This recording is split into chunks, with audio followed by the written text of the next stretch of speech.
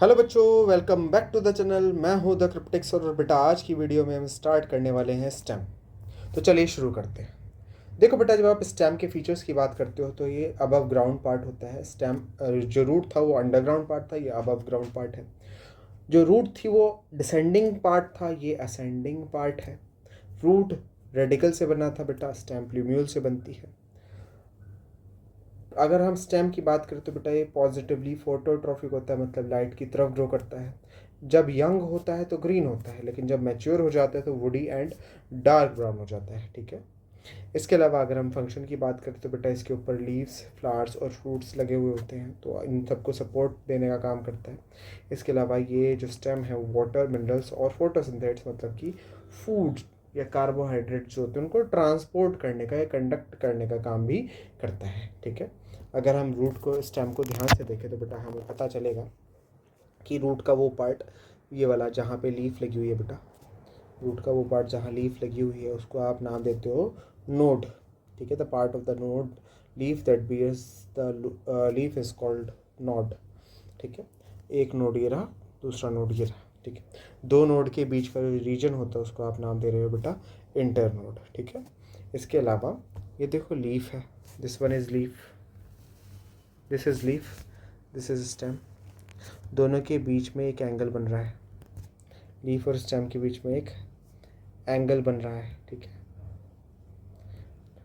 ये वाला एंगल जो है बेटा, ये वाला एंगल, इस एंगल को नाम देते हो आप एक्सिल।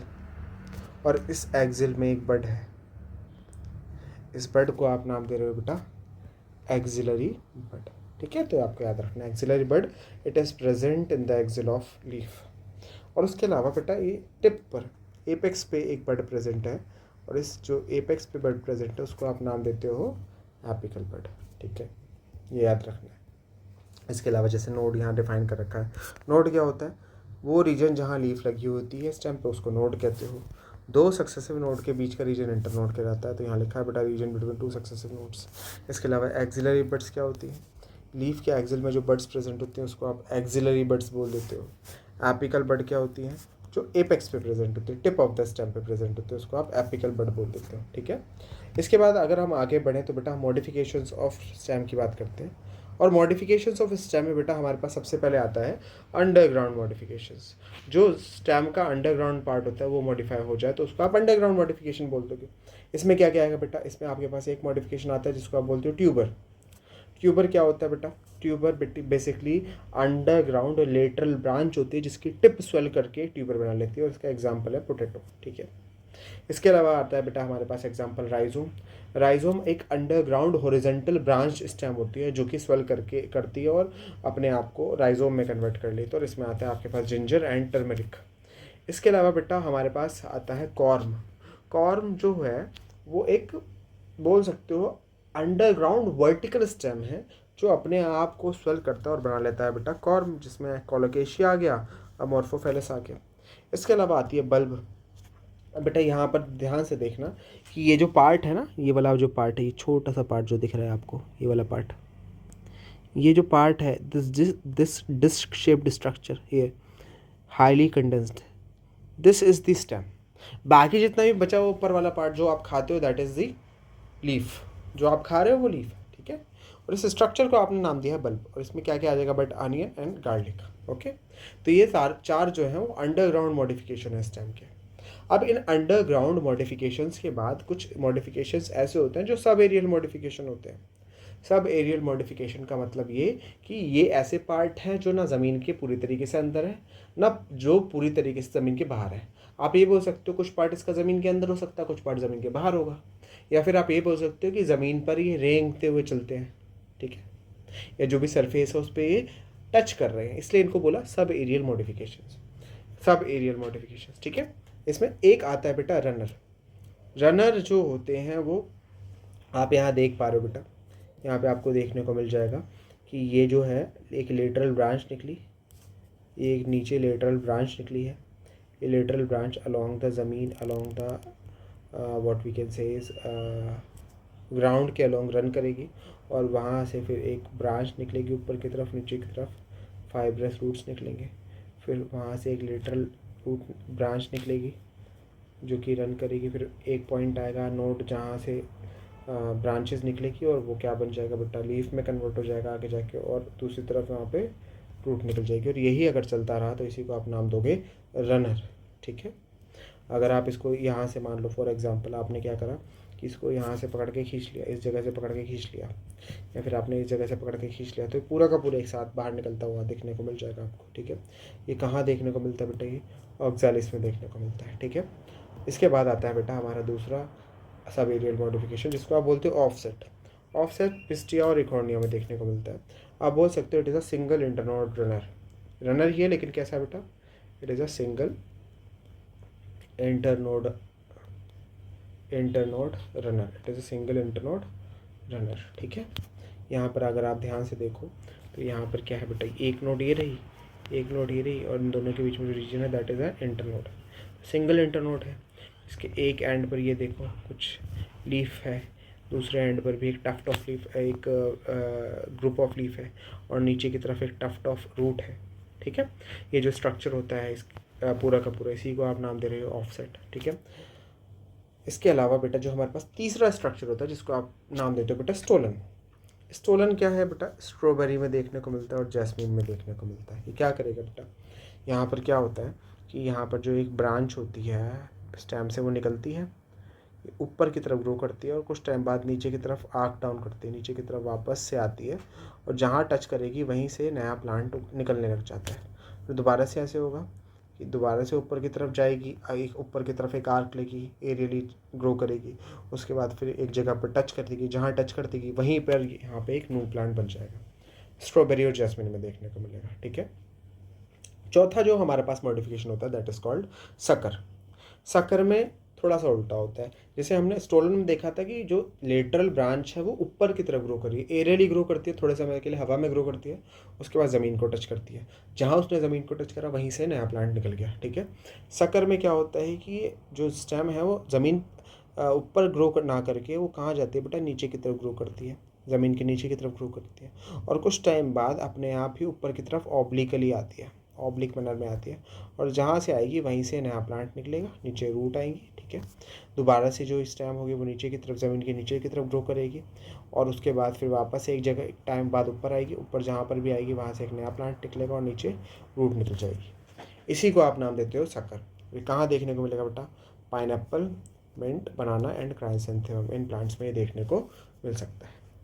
ठीक है, तो आपको याद रखना है these are the sub aerial modifications. Runner में ऑक्सैलिस आ जाएगा, ग्रासेस आ जाएंगी, ऑफसेट में आपका पिस्टिया इकोर्निया आ जाता है, स्टोलन में स्ट्रॉबेरी जैस्मिन आ जाता है, और मिंट में ये जो सकर आ जाएगा उसमें आएगा बेटा pineapple, mint, banana and chrysanthemum. अभी जो सब एरियल मॉडिफिकेशंस होते हैं इसका पर्पस क्या होता है बेटा, इसका पर्पस होता है रिप्रोडक्शन कराना। इसमें हेल्प करते हैं, रिप्रोडक्शन में हेल्प करते हैं। इससे पहले हमने पढ़ा था क्या, अंडरग्राउंड मॉडिफिकेशन। इसमें दो काम होता है बेटा, एक तो स्टोरेज ऑफ फूड, दो चीज़ों में काम करता है, स्टोरेज ऑफ फूड में, और दूसरा रिप्रोडक्शन में। स्टोरेज ऊपर लिख देता हूँ, दो चीज़ों में हेल्प करता है, या स्टोरेज में एंड रिप्रोडक्शन में। फूड भी स्टोर करेगा एंड रिप्रोडक्शन भी करवाएगा, दोनों चीज़ों में काम करेगा। ठीक है, ये चीज़ याद रखेंगे।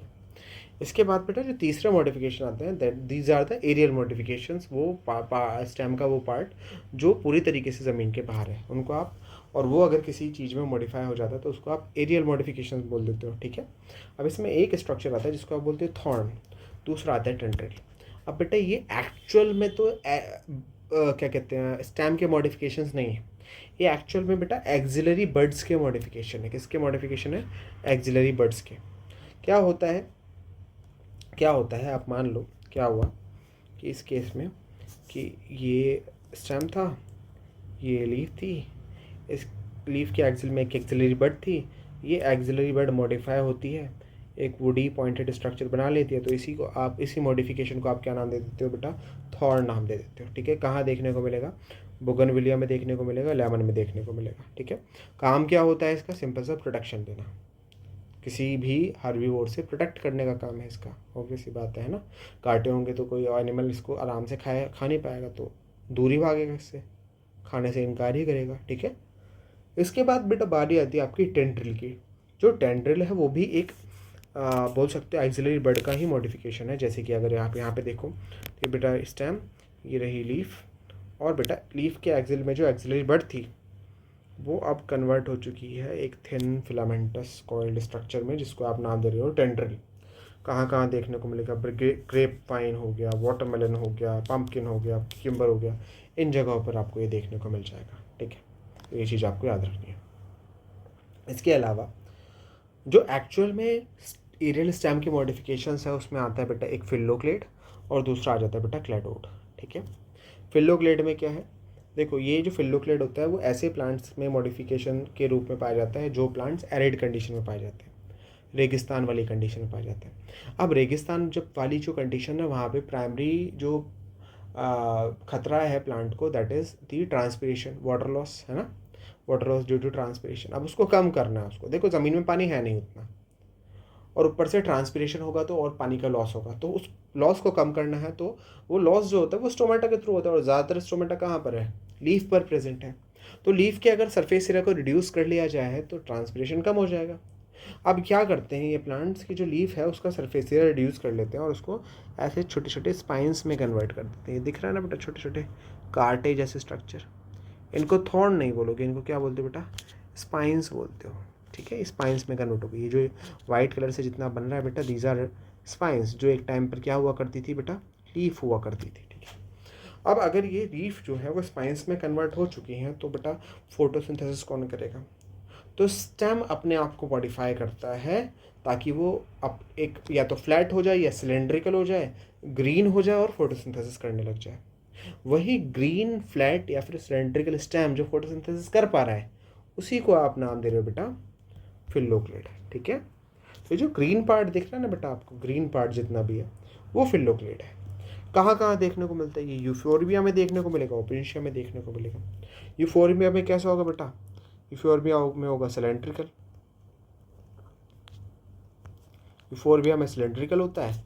ओपिनिशिया में कैसा होता है बेटा, स्टेम फ्लैट हो जाती है, ग्रीन हो जाती है और फोटोसिंथेसिस परफॉर्म करती है।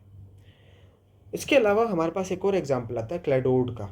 क्लैडोड भी एक तरीके का ऐसा ही मॉडिफिकेशन है जैसा कि फिल्लोक्लेड है।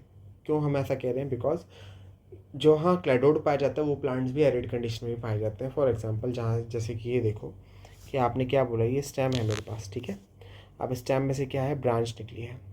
अब ब्रांच पे ये बोल रहे हो कि ये इंटरनोड है, ये नोड था, ये नोड था, तो इन दोनों के बीच का क्या है, इंटरनोड। अब इंटरनोड ही फ्लैट हो जाता है, इंटरनोड ही फ्लैट हो जाता है, और इंटरनोड ही फ्लैट होकर क्या बना लेता है बेटा, एक लीफ जैसे स्ट्रक्चर में। एक्चुअल में लीफ नहीं होती, इंटरनोड ही फ्लैट होता है और फोटोसिंथेसिस करने लग जाता है। इसी को आप नाम दे देते हो क्या, क्लैडोड नाम दे देते हो। ठीक है, जैसे कि आपको यहाँ दिख रहा है, दिख रहा है नहीं, पूरा का पूरा इंटरनोड है, ये इंटरनोड है, लीफ नहीं है, फ्लैट हो गई है और फ्लैट होकर फोटोसिंथेसिस परफॉर्म करेगी। इसी को आपने नाम दे दिया है क्लैडोड। कहाँ देखने को मिलेगा, एस्पैरागस एंड रस्कस में देखने को मिलेगा। इसी के साथ बेटा यही है आज के लेक्चर का एंड। आई होप आपको ये लेक्चर पसंद आया होगा, समझ में आया होगा। अगर आपको ये लेक्चर पसंद आया, समझ में आया, तो वीडियो को लाइक करना, चैनल को सब्सक्राइब करना और इस वीडियो को अपने दोस्तों के साथ शेयर करना। ठीक है, अब हम मिलेंगे आपसे अपनी नेक्स्ट वीडियो में। तब तक के लिए बेटा हंसते रहिए, मुस्कुराते रहिए, पढ़ते रहिए। Thank you and bye bye.